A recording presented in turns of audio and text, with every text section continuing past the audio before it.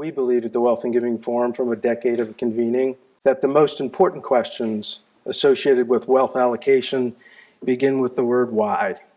Hence, this inward-looking symposium to explore money, meaning, and values.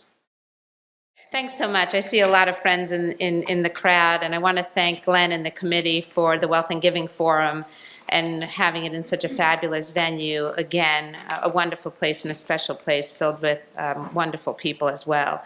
As Glenn mentioned, Fidelity Charitable is one of the largest public charities in the United States. Most people don't know what our mission is. Our mission is actually to further the American tradition of philanthropy by making it easy to give, and by doing that through our donor advice fund, making it simple and effective. And that's exactly what we strive to do. So far this year, our donors have actually granted out well over $1.6 billion to various organizations, and we'll probably end up at a little over $2.5 billion in grants that go out the door this year.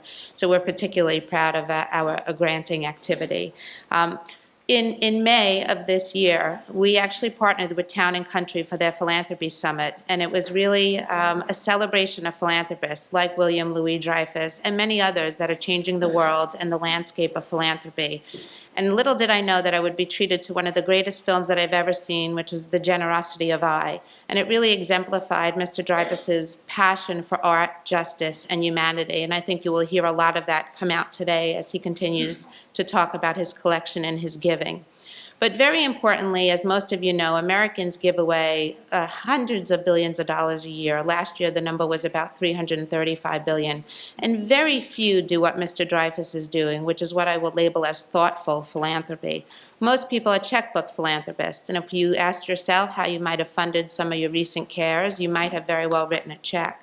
Well, we're trying to create thoughtful philanthropists, the next generation of philanthropists that's not defined by age or where you fall within the family, but actually how you give and how you stop and think about your giving, like Mr. Dreyfus and many others that are actually following in his footsteps, people that are changing our entire landscape of giving. So at Fidelity Charitable, we encourage donors to look at everything that they have that they cherish, their privately held interests, their art collections, anything that they find near and dear that can actually help them pursue their philanthropic endeavors, much like Mr. Dreyfus is going to talk about today. And in fact, from 2012 to 2013, we saw many donors increase their giving with such types of assets. The number went from 11% of our contributions to well over 17% of contributions. We took in over $600 million worth of what I will call privately held interest, including different types of collections, oil and gas interests, and things that were near and dear to the donors. So we're going to continue to encourage philanthropists to look forward, to be different, to change the landscape, and we look very forward to hearing the discussion right now from Mr. Dreyfus and Ann Williams-Isom on the Harlem Children's Zone. But before I do that, Ann, I would like to share with you the fact that Fidelity donors have actually contributed and recommended out over $2.5 million to the Harlem Children's Zone, with over 223 different grants going out to the zone over the years, and the number continues to be on an upward trend. So we're really happy to hear that, and we'll encourage that with many of the interested donors. So I thank you all, and I look very forward to the entire day, but more importantly, I look forward to working together to pursue what we'll call thoughtful philanthropy. Thank you, and thank you all. It would be misleading for any of you to think that I am a major philanthropist. I'm not, compared to some people like you, possibly, and some people you know. I've come to this in a major way very recently. The only thing I did before the gift to the Harlem Children's Zone was I had scholarships at a number of colleges for Black Americans, and I've always been concerned about the education available for Black Americans, which I think for the longest time, as we all know, has not been equal to education for the white American population. So I think that was my bent in a small way. The Harlem Children's Zone gift is well, let's see, how shall I? The gift, I am a so-called art collector. Like all sort of egocentric people, I collect art.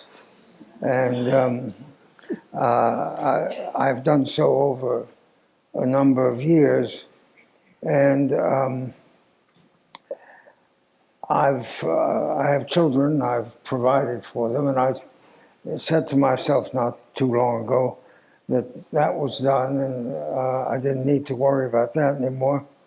And I wanted to do something of meaning towards the education of Black Americans. And I heard Jeff Canada speak on several occasions and explain that education was the only way to cure the poverty in our country. The poverty being, I think, a disease that we unfortunately live with much too calmly. And so I took myself up to 125th Street and met Jeff Camden, told him that if he would accept it, I would give him the art collection, and then over a period of years, sell the pieces and give the proceeds to the Harlem Children's Home, which is what we've done. We haven't started selling yet because one of the problems with my art collection is that it doesn't contain any of the usual suspects who, as you all know, get millions of dollars very easily for their work. And that wasn't intended. I would much rather have them in my collection than not for this purpose. But I never liked their work anyway, so I didn't. But I think I'm very happy to do this because I think the work that the Harlem Children's Zone has done is so important. I think as a patriot, which I think I am, I'm very conscious of the continuing injustice that is done to our Black citizens. And I think it needs to be addressed and cured.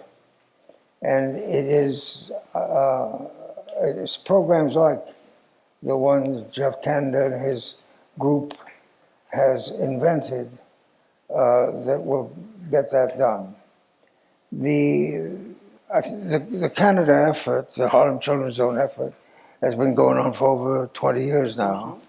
And I think, if I've got my figures right, today they have 900 children in college, which is a marvelous success.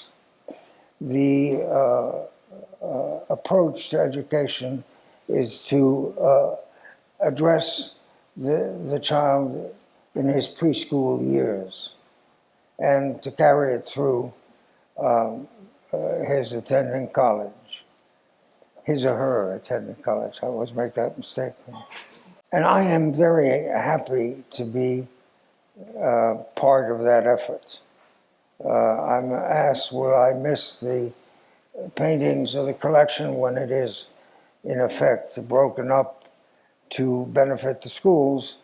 And I guess the answer is yes, I'll have a slight separation anxiety. But it's so important that the difficulty in educating our poor population be cured and addressed. It's in our direct interest, those of us who are privileged to be not poor. And so I think of it as very important. Anyway, I think that's pretty much what I have to say. Terrific. We're going to come back to your first meeting with Jeffrey a little later, but I thought we'd, since you've mentioned him several times, And by the way, Ann is the incoming CEO. I am. You've been with Harlem Children's Zone for... Not that I'm counting, but yesterday was my 100th day. We had a great celebration with the kids. It was very exciting. So Jeffrey, bless his heart. By the way, Jeffrey Canada was the first speaker on education at our October 2004 event. Back when, same event that you attended, Judy. So we're happy to have Harlem Children's Zone back for the first time in 10 years. But it's been remarkable what you guys have accomplished in 10 years. But we're going to come back to when you and Jeffrey first met a little bit later. But I wanted to just go to a short video clip with Jeffrey talking about you and he coming together. It's a lot of fun. Who would have ever thought that the two of us would find some connection for some little girl named, Tyra, or some little boy named Raheem, that when these artists were sort of doing their creations from some internal place in their soul, that the end result would be that those third grade boys end up going to, Howard and Princeton and Yale and not to Rikers Island. I think it's just absolutely marvelous. William, I was wondering if you would share with the group, there's this wonderful story about when you first got some bonus, you were working and you decided to go buy some art, and I think there was a choice between Ernst and Kandinsky. I wonder if you could share that story with us. Oh, yeah. Well, let's see, this is a long time ago. I think it's 1966 or 7. Somebody asked me how I got into this collecting routine and how long ago it was. And of course, when I first started, I didn't know I was collecting. I was just buying a piece of art. And I did so because I'd just gotten a bonus. I was quite young. I'd just gotten a bonus in my job. I was practicing law back then. And I didn't know what to do with the money. And I never have understood or had a good feeling about the stock market. And felt to me that it was risky to put what was not a huge amount of money, but big enough for me back then. So I noticed that the Max Ernst, who just died, his paintings were selling for more than Kandinsky paintings were. And I reasoned that that was not possible. That Kandinsky was a master and Max Ernst was a journeyman painter. Good painter, but a journeyman painter. And so I bought a bunch of Kandinskys, and on the excuse that I was making a wise investment. What I really was doing was giving in to my collector's disease. And I didn't really know it back then. Well, let's pick up on that. Anyway, it turned out okay. Turned out okay, because Kandinsky's worth a pretty penny right now. Well, yes, yes. Yes, and you have one beautiful one up in Mount Kisco. You kept talking about art as this disease or obsession of collecting, but having spent some time with you over the past month and watching Generosity of Eye, the film, what people say is that you really have an intellectual curiosity, a deep curiosity about the process and the work associated with art and the message in it. And so I know you keep saying it's about a disease, but there's it goes beyond that. There are worse diseases. In all due respect, right? But there are also better things to do than collect art. First of all, you have to be wealthy to do it. So it's not something which is available to everybody in the world. The only thing I can sort of relate it to is when I was young, I was 13, I was living in France, and it was sort of a difficult time, and I was going to a French school, which I didn't like at all, and I played hooky a lot. And when I didn't go to the movies, because I went to a lot of movies, I would go to the Louvre Museum, and somebody asked me, why'd you go to the Louvre? And in an effort to be honest, I thought back and remembered that there was a painting there by a Dutch master called Frans Hals, which was a portrait of a young farm girl with a loosely fitted blouse. And I was very taken by that painting, and used to go back and look at it often. So that's what happened. All right, so there you have it. Trying not to laugh. All right, so you have 3 daughters. 3 daughters. Yeah, and so 2 of them are social workers, and 1 has a sense of humor. Well, all 3 have a sense of humor.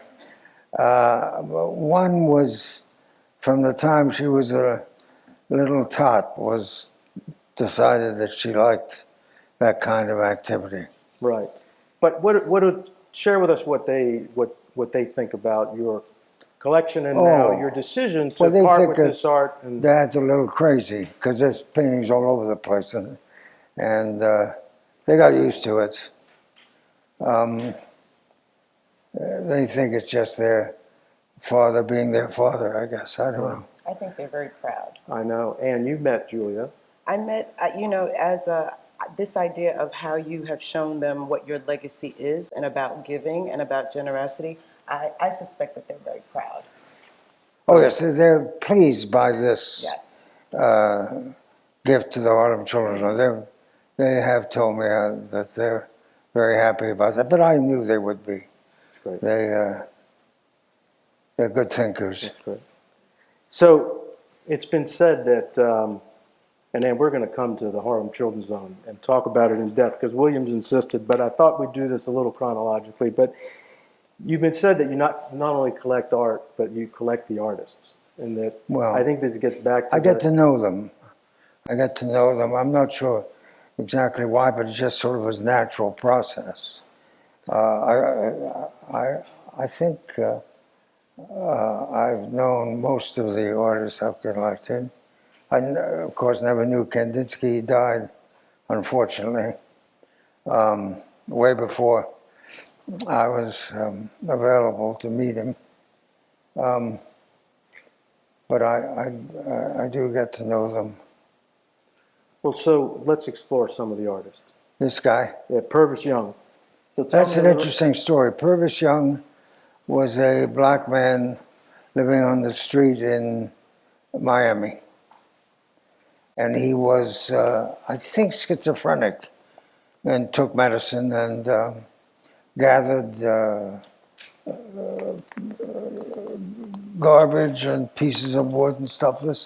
This is probably just a board that he picked up. He lived on the street. I went down to Miami with a couple of friends to meet him, and I got to know him that way. He's a street artist in the old tradition, and he's the epitome of what they call the self-taught artist. And he had some success towards the end of his life. Success in the sense that people sought him out, sought his art out. And he took his art quite seriously. What do you think? He died not long ago. Can you share with us what in terms of this sort of, this piece here?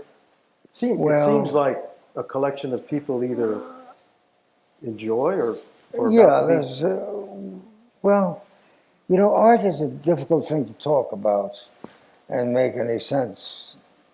I don't know what to tell you about why I like it. It strikes me. And it's full of joy and it's full of some kind of originality. And it's done by someone who takes his doing seriously, but not necessarily takes himself seriously. A little bit like Jeffrey and Ann. Tell us about Thornton Dial. He's what we call, or what is called, an outsider, a self-taught artist. He was 8 years old when he quit school and started working in the steel mills in Alabama. And he started then constructing things and making art way back when he was little. I think, I'm not sure he is a lot of the self-taught artists in our country are black. In Europe, the self-taught artists are mostly folks with mental disabilities. In this country, they are the poor. And that's an interesting distinction. And Thornton Dahl was a black man who was never educated. And today he's in close to 90, I think. You first met him in the 60s, you flew in the 70s? No, in the high 70s, low 80s. I went down to meet him. He's a leader of one of the prominent self-taught artists. So you have several self-taught artists in your collection. Do you know that beforehand, or are you drawn, do you think, to people who are... No, I don't. That's what they're called. They don't strike me. That's not a label that I think is very meaningful. I think what they do is art that shows its quality. And the fact that they're self-taught is just a sort of relevant fact, but not really. It's the art that gets done that is. Let's do a few more. We're going to switch to a couple of Europeans quickly. Oh, okay. Sure. George Grosz. Now this guy... George Grosz is an interesting fella.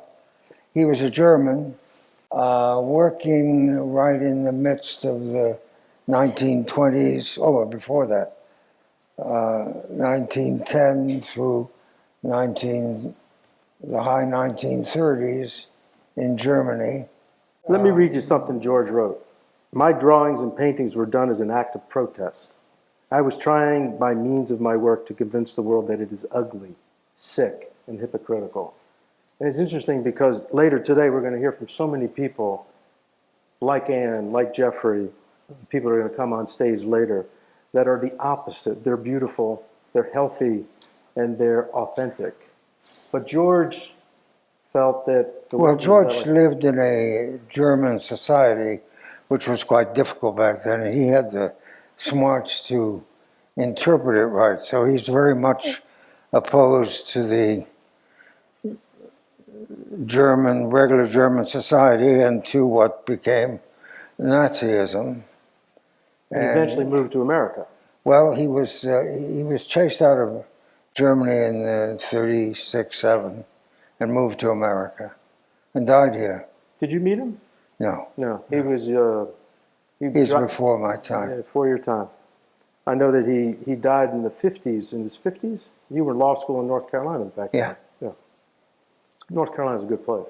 Pardon? North Carolina's a good place. Yes. Well, yeah.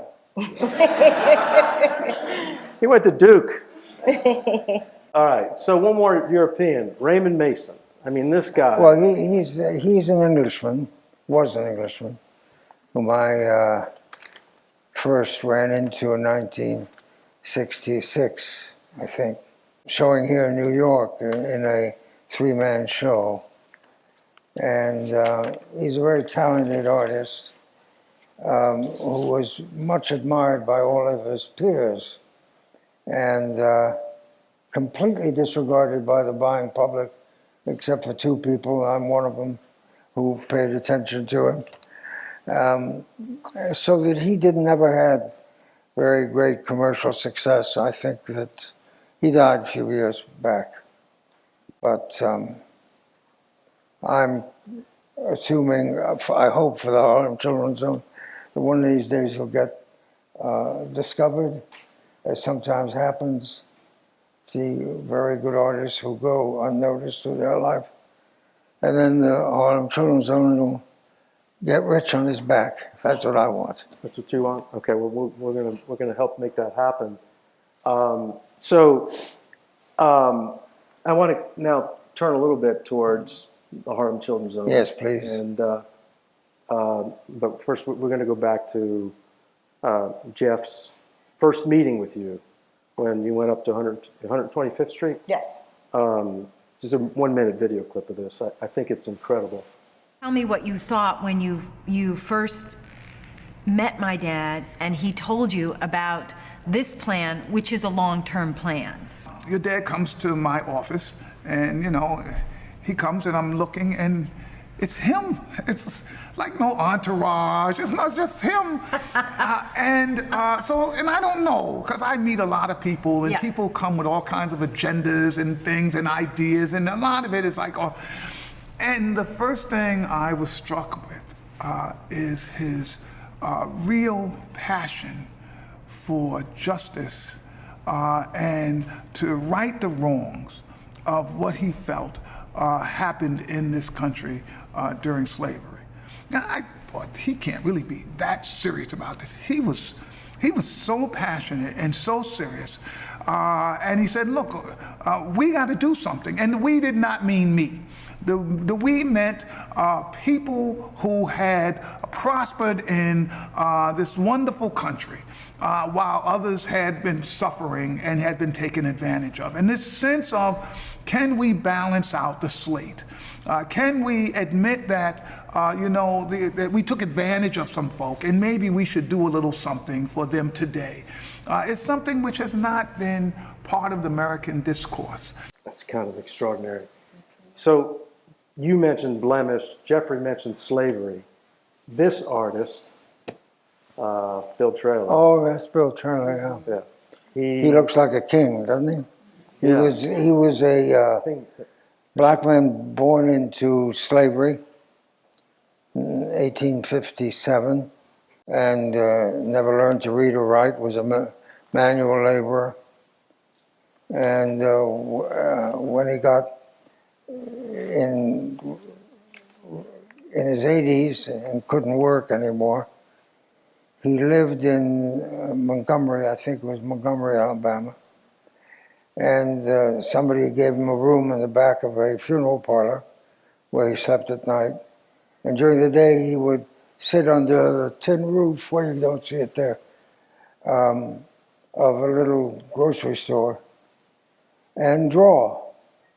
And he did that for 3 years or so, made 1,500 drawings, we think, and died. So from 80 to 83, this eruption of artistic presence happened in him. And today, the trailer drawings are part of our culture and our historical past. and his art is becoming well known and sought out. Yes, his art has become very well known, and will provide the Harlem Children's Zone with meaningful help one of these days, which is a kind of poetic justice. I think Traylor would have been happy to have that happen. Yeah. I'm assuming it would have. And isn't it an extraordinary twist of things that this former... It's moving, and I think that there's lessons in it for the children that I serve, and I think it's really powerful. So just the donation of the gift, what it means, the way that there are still injustices that my children deal with every day, and how we can be connected with someone who was a former slave and sort of use that and turn that around for positive, feels pretty profound to me. He's so simple, but his images are very powerful. Is there anything you want to say about what draws you to his art before we turn our attention to... It's part of the problem. I don't know. I really don't know. But you like it. Well, it's more than like. It's That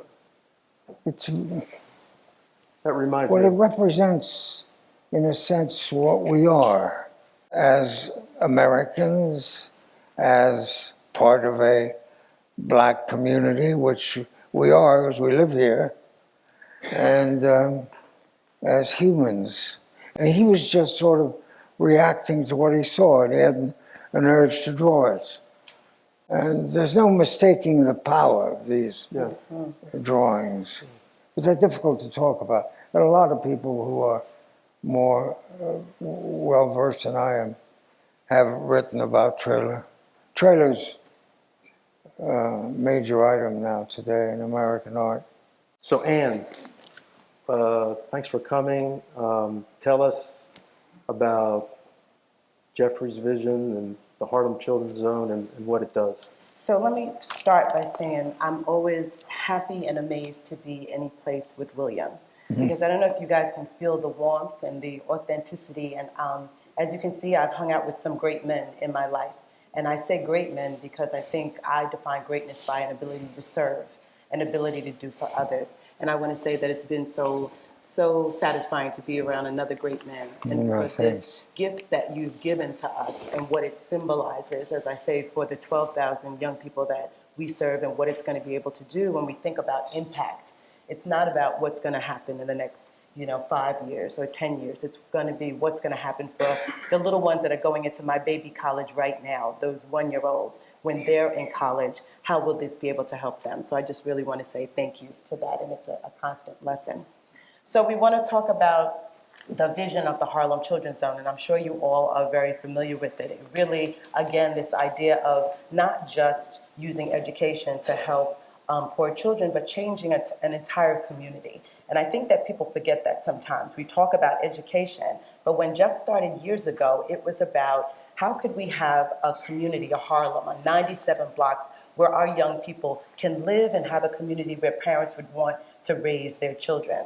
I joked about the fact that yesterday was my 100th day, but one of the things that I did was I went around to a lot of different sites. We have about 24 different programs in these 97 blocks, because we really have this developed over these years, these pipeline of services for children. So my first stop was to a group of 3- and 4-year-olds at our Singleton Harlem Gems program. And they were sitting on a brownstone, and they had signs up, "Happy 100th Day, Miss Ann," and we were singing and we were enjoying ourselves. And what I was thinking about was, while I always worry about whether or not these 3- and 4-year-olds are going to be school ready, right? We look at the data, and we're trying to figure out and make sure that they're doing well. Many of them live in homeless shelters in Harlem. Many of them have parents who are involved in domestic violence. Many of them have special needs. But no matter what, over these past 10 years, we've been able to get all of our gems to be 100% school ready. At the same time, I looked across the street to a park, Marcus Garvey Park, for you guys who are familiar with Harlem, which is on 120th Street and Madison Avenue. And I was reminded that when I moved to Harlem 20 years ago, that was a park that you couldn't go to. There were crack vials in the park, there was broken glass, there was nothing that you could do. And this idea of, I don't want to just get my kids to and through college so that they leave Harlem, I want to get them to and through college so that they can come back and they can be in a community that can welcome them. So that was the vision that Jeff had many years ago. And it was always not about 100 kids and what we can do for 100 kids. Anybody can do anything for 100 kids. We wanted to prove that we could, this idea of scale, that we could do it for thousands of kids. And that if you gave them the resources that they needed, a good education, holistic wraparound services, caring adults that were going to be with them for the long run, that we really could make sure that they were safe. I was saying to somebody the other day that I have 3 children of my own. I have a 21-year-old, a 19-year-old, and a 12-year-old. And some of my biggest problems when I think about it right now is October. And so the 12-year-old is trying to decide what she wants to be for Halloween, right? And it's a nice problem to have. Is she going to be a chef? Is she going to be this? What is she going to do? And when I think about the kids in our 97 block, we want them to even be able to go out and trick or treat safely, and not to be able to get approached by somebody who wants them to join a gang or a group of young people who are not doing positive things and slashing people, and this is the time when they do initiation. So when we talk about injustice, we're not in a over that where we're all good and everything is poverty is solved. 63% of the young people who are born into the Harlem Children's Zone are born into poverty. 83% of the young people that are in our charter schools are eligible for reduced and free lunch. And so many of them still do not have the same opportunities and the same quality. While we do run a public charter school, most of the young people that we serve go to the traditional public schools within the zone. And if you all have looked at some of those scores for the ELA in math, those kids are still getting only 18% proficiency, 20-something percent proficiency. We are not, by any sense of the word, where we need to be. And so I think that when I think about this art and this concept of outsiders and a concept of giving a voice to young people who are still voiceless, that's not something that was 60 years ago. That's something that I feel occurs right now and is still present. A lot of progress has been made, still a lot more to be done. Amen. So tell us a little bit about Anne. You mentioned you admire folks who want to serve, but you serve. You've made a choice in life to serve. Tell us about that, and then tell us how you met Jeffrey and how you got Yeah, I think to come to your 100 days. I think it's interesting. I say to people, I think that I was sort of chosen, and I believe that there was a force that sort of guided me to where I am today. My parents were immigrants. They came here from Trinidad and Tobago. My mom she was the youngest of 14, and her mom actually passed away a month after she was born, so she was raised by the nuns in the convent in Port of Spain. And most of the nuns were nurses, so my mom became a nurse. And so when she came to this country, she had the ability to go to Long Island Jewish Hospital, where she was able to actually become one of the first women of color to be a head nurse there. And my father came along, but he wasn't as well educated as her. And I think that caused some problems in the family. And then there was domestic violence in our household. So by the time I was 6, he was gone, and she was left with 4 children, trying to really raise them. And with the help of the local Catholic church that we went to, I went to a Catholic church in St. Albans, Queens, and then I went to an all-girl Catholic high school. And through the support of that village, we were all able to really survive. I went to Fordham University here, and I majored in political science and didn't quite know what I wanted to do. Worked for the police department for 2 years. And after that, I decided I wanted to go to law school. I was always drawn to this concept of social justice, and also this idea of what children would be able to have. And was it that it just is decided based on your zip code, whether or not you were going to have a good life or a good family or a good education? And so after law school, I practiced law. I went to Columbia Law School, where I actually met my husband. He grew up in the projects of East Harlem. And so he was the one who encouraged us to buy a brownstone in Harlem, when I thought that was crazy, as you can imagine, a couple of years ago. Now he looks like a genius in our household for making us do that. And It's like buying a Kandinsky. yeah, something. And so we moved to Harlem. We decided that that's where we were going to stay. He was still practicing law, and I went to work for the Administration for Children's Services, which is the agency here in New York City that deals with foster care and with kids who are in adoption, and again, families that are the most vulnerable amongst us. And that's where I met Jeff, because Jeff had a preventive contract and was dealing with young people, and we wanted to have a different solution, that it couldn't be that the only solution was to put kids in foster care. So how could we really strengthen communities? And I think we were drawn to each other at that point because of the work that he was doing.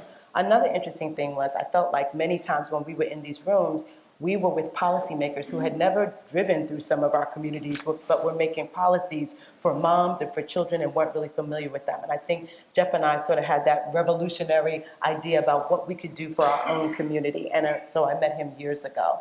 So when I left the Administration for Children's Services and was thinking about what I wanted to do next, I went to him and he said, "Why don't you come here?" And I was like, "Come here where? To your place? You know, who would want to be, following Jeff Canada, and what would that be like?" And so I was able to really be there with him for 5 years and to learn about what it meant to do something impactful and something great. So not just about a school, not just about one early childhood program, not just about an after-school program, but really about changing a community so that the country could look at it and say it wasn't about what the kids didn't have. It was about what the adults didn't have the courage to do. And so I say to people, I was on a 5-year job interview. And so a 5-year, 15-year job interview from the time I met him. And so again, when you think about impact, Glenn, the reason that Jeff left the Harlem Children's Zone wasn't because he felt like there was something better that he wanted to do. He did it because he felt like there's many nonprofit leaders who stay too long and who get too caught up in their own connection to an organization and don't really think about what that next level of leadership needs to look like financially, what's going to be the sustainability. And he wants this institution to survive way beyond him, right? That to me is an act of greatness and an act of love. And so he really put it out there, and everybody was like, "No, you can't leave, that he was going to leave when he was 62. That's phenomenal, because Jeff wound up sometime after he came to the Wealth and Giving Forum back in October of 2004, he wound up on the cover of Time magazine that same fall, by coincidence. And then, of course, American Express commercials and so forth and so on. So you might have some interesting things in store for yourself. I do. They're called 12,000 Wonderful Kids. But that's my point, because, when I saw Jeffrey at the Lincoln Center, he's not changed a bit. He is so committed and passionate. He didn't let any of the time spent with famous people or his own fame get to in way of his vision one iota and his focus, and it's really remarkable. But you know, running nonprofits is not an easy challenge. It's the constant churn of funding, and you see these opportunities to expand your programs, and I'm sure you're getting from around other inner cities, how can we learn from you and do this in San Francisco and Chicago and probably some overseas cities, because you know, just north of Paris they have the the same sort of problems in the bidonville up there. But so tell us about those challenges and what a sort of this gift that might lead to some endowed funds might enable you to do. So the Harlem Children's Zone has a budget of $114 million. And people sometimes go, oh, and I say, but when you do the math and you really look at this idea of last year we had, throughout these years, we've had 5,000 families who have gone through our baby college, right? So we want to teach everyone in our community what it means to be a good parent. We have 240 3 and 4-year-olds each year that we're sending to the Harlem Gems. I serve about 800 middle school young people in the community, about 1,000 kids that are in high school. We have 800, and you said 900, it's just 881, not that I'm counting, young people who are in college right now. And we follow them to and through college, right? Our North Star is to get all of them through college because we want them to come back to our community, and that's how we think we're going to eradicate poverty. We have a Healthy Harlem initiative where we're looking at obesity because the rates of childhood obesity in my community are 45%. So that's something that we've got to pay attention to, right? I can't have them go to college and then come back and have all kinds of chronic diseases. So we're paying attention to all of that. And of course, we have 2 charter schools with 1,800 young people that are K through 12. That takes resources. When I tell people what the alternative is that in New York City right now, in Rikers Island, we have 12,000 inmates, and it costs $167,000 per inmate to keep that population there. With $114 million, it really comes out to $5,000 per student. And that includes all of the wraparound things that we have to do and our ability to stay with them through the whole time. I say to people, when I look at my little one that I just sent, I guess he's not too little, he's 6'2", and he's going to be 19 through to college, you don't look at him and say, oh, good, I got him through high school, he's good. Nobody says that. And so why would we say to the most vulnerable of us, they're done once they get through high school? So really wanting to do that work. So that takes resources. So I don't apologize for that. I feel like this is a really good investment in what we want to do and what can happen in this country. It does do, let me keep one more thing. Keep going. Leadership matters, right? This is really hard stuff. And so I said to you, I've got a background in for-profit, I have a background in government, and now this experience for 5 years in nonprofit. I tell people this is by far the hardest work that I've ever had to do before because of how wide it is and how deep it is. We have 2,100 employees at the Harlem Children's Zone, 800 who are full-time, 1,200 who are part-time. Many who look like the children that they serve because we think that's very important. Many who have similar stories. That means they need training. That means that I have to make sure that everything is happening the way it does.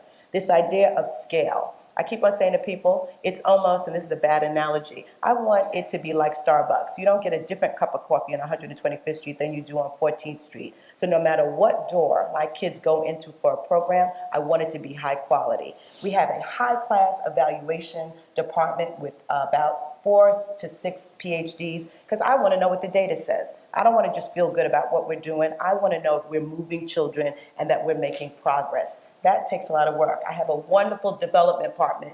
Mindy's back there. I have to hire high-quality people in order to do this work. And I think, so some people think running a nonprofit is just about feel-good work. It is complicated, and it has to be done by people who have the resources and the smarts and the ability to get this work done. And I think that's one of the things that I've really found over these past 5 years.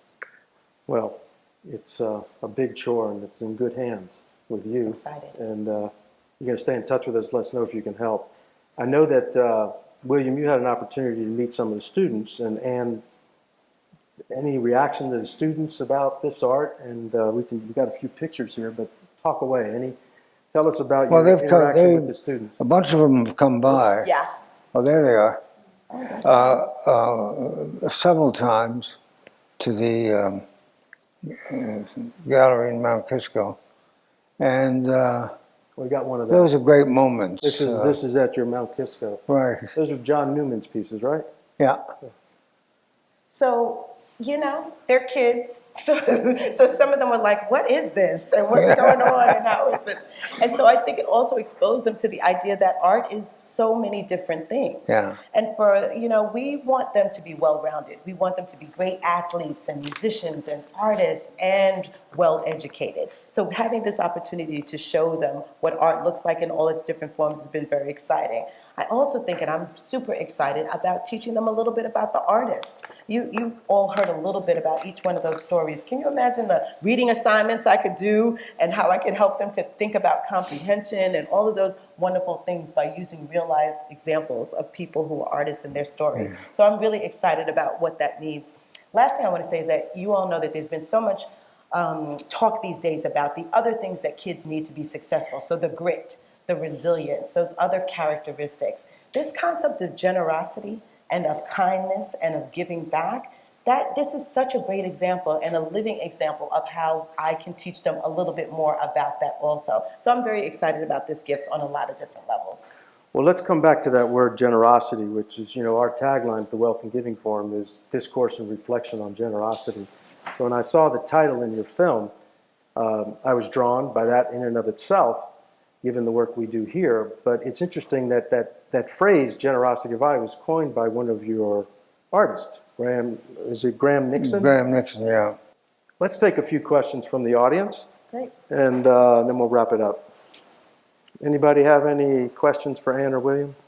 Is service learning a part of any of your program?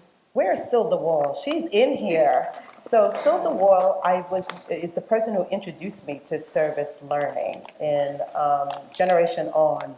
And so we don't actually have service learnings that we're doing right now in any of our particular programs. So we're not, I know that sometimes you partner with other schools in the area, Project Cicero or any of those kind of things.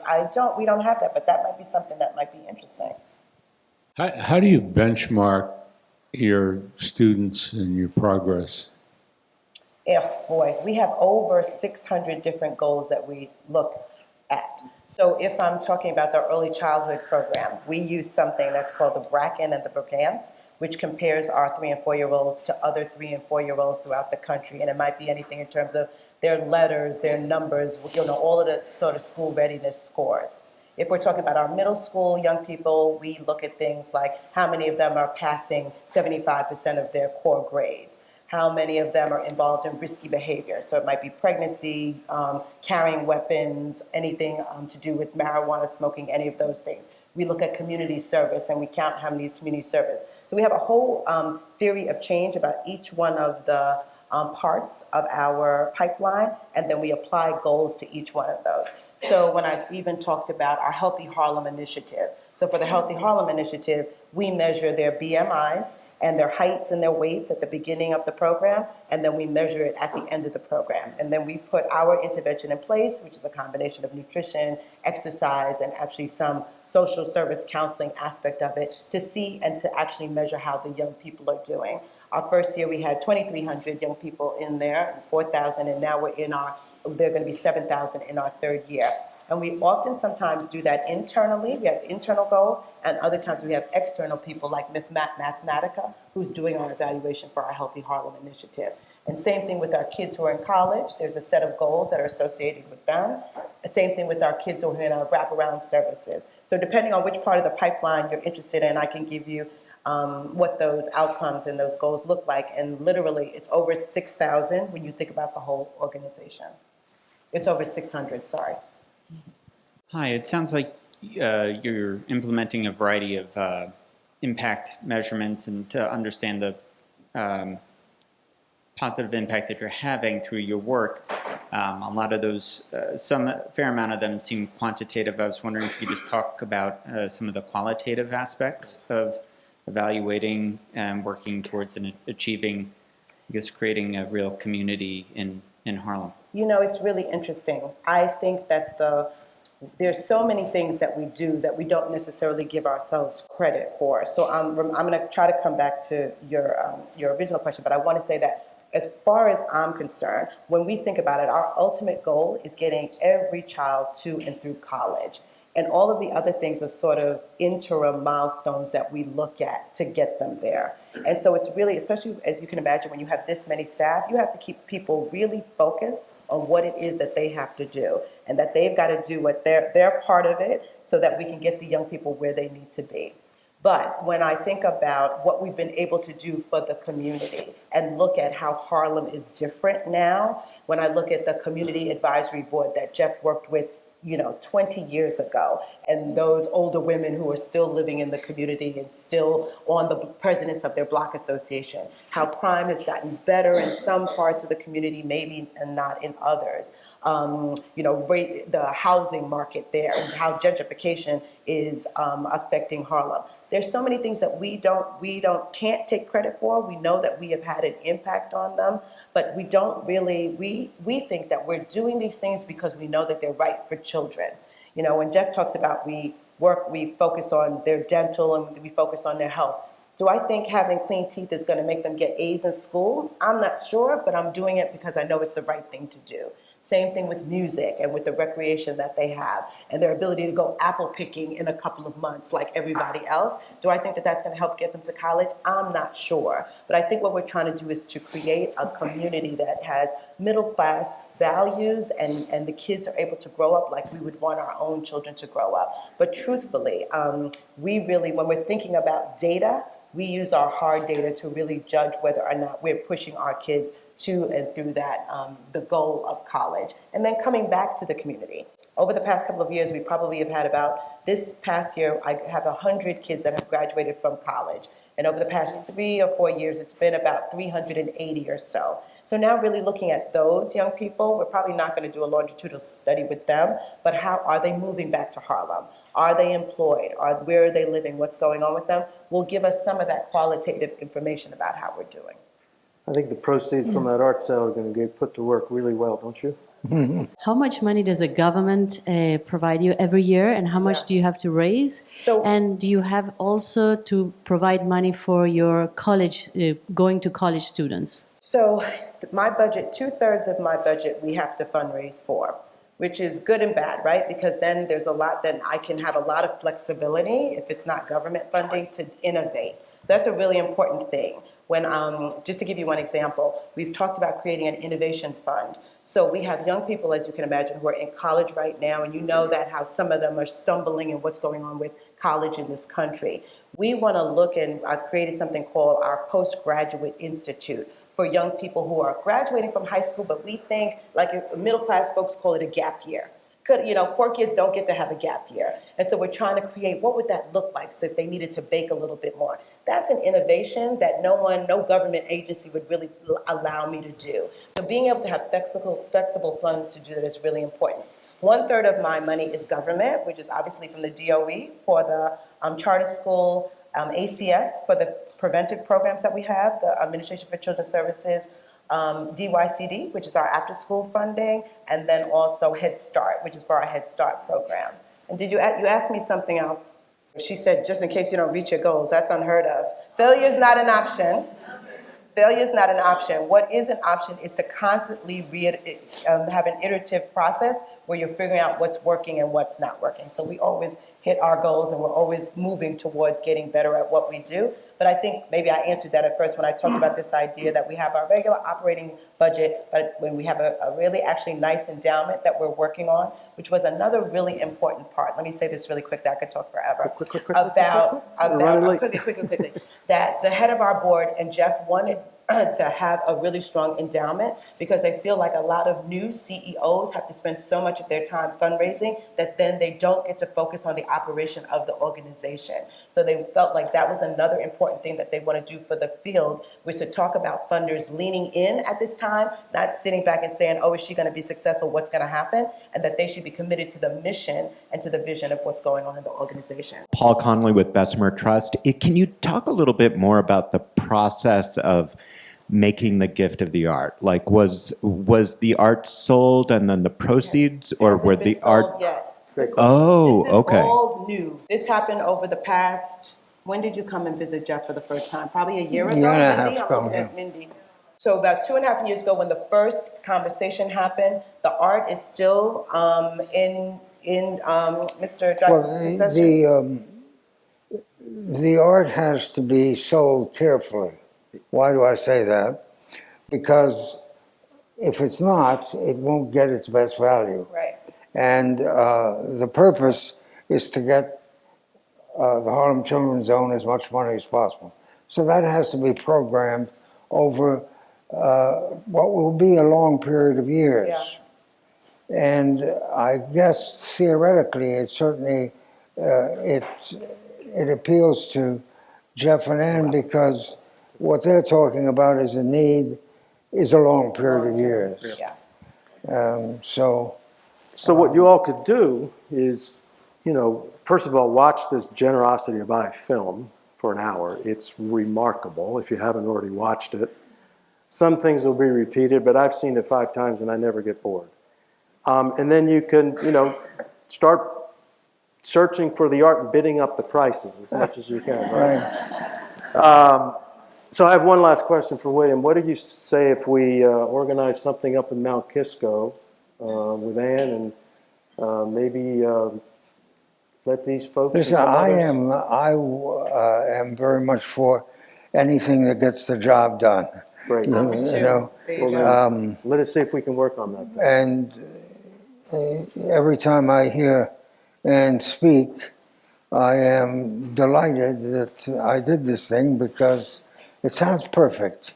It sounds like it is one of the very few times in life where you know you're 100% right.